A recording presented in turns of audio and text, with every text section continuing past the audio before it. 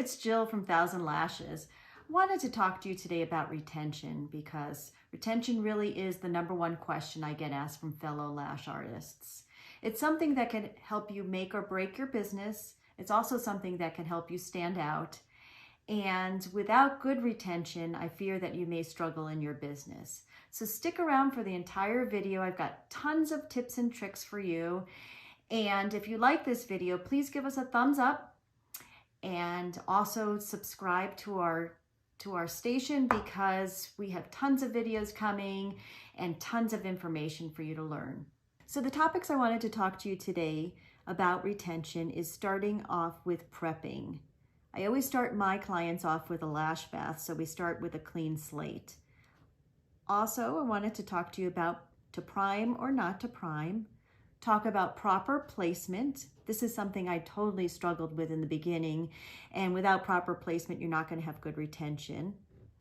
Also, at the end, do you use a bonder or a mister? And I also wanted to talk to you today about aftercare because we really need to educate our clients. Without good aftercare, they're not going to have good retention, and they have to do their part in helping us. To begin my sets, I always start with a lash bath. I definitely recommend a lash bath because without clean lashes, those extensions will not stick.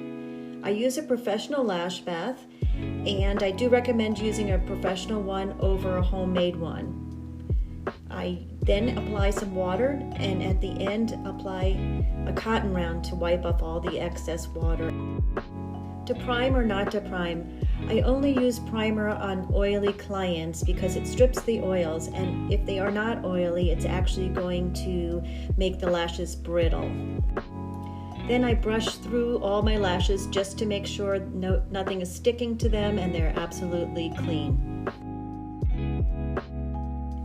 Dipping my glue is another key point to retention. With a classic lash, if you go in and do it too quickly, this is what happens. You get a bulbous ball.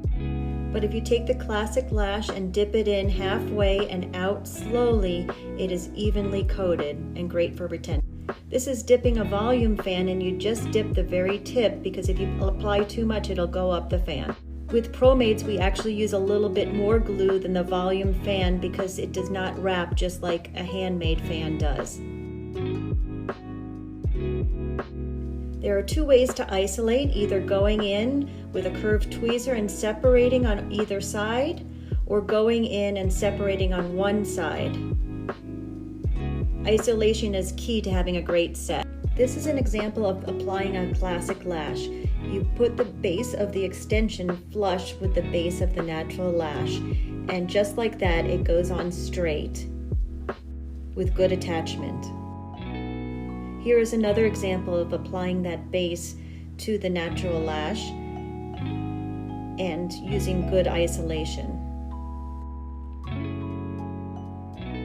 This is an example of wrapping a handmade fan. You put it on the natural lash and go up and down a little bit, shimming it so that it actually grabs the natural lash and slowly pull away the tweezers.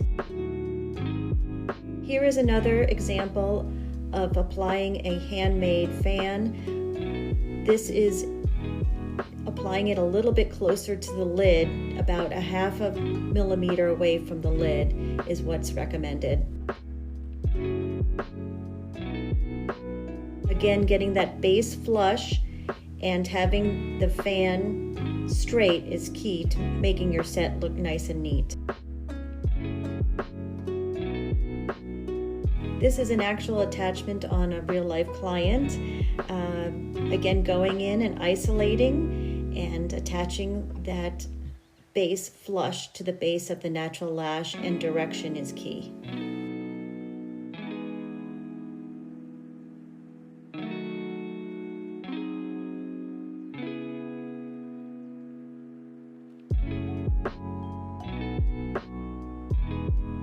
This is an example of using a ProMade fan. You can apply the fan either on top, on the side, or underneath. I do recommend if you can get underneath, it's probably the best. Again, mimicking the shape of the lash to the shape of the natural lash is really important to get the best bond. Also, holding your ProMade a little bit longer than you hold the other lashes is really important to make sure that the glue grips to the natural lash. And getting that base flush again is so important.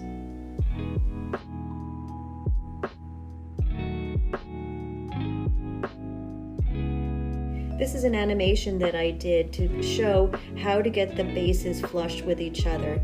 Using a C-curl, you have a lot more surface area to get the base flush with the base of the natural lash. But when you use a D-curl, you see that there is not as much surface area, so you need to turn your wrist a little bit to make sure that that base is flush with the natural lash.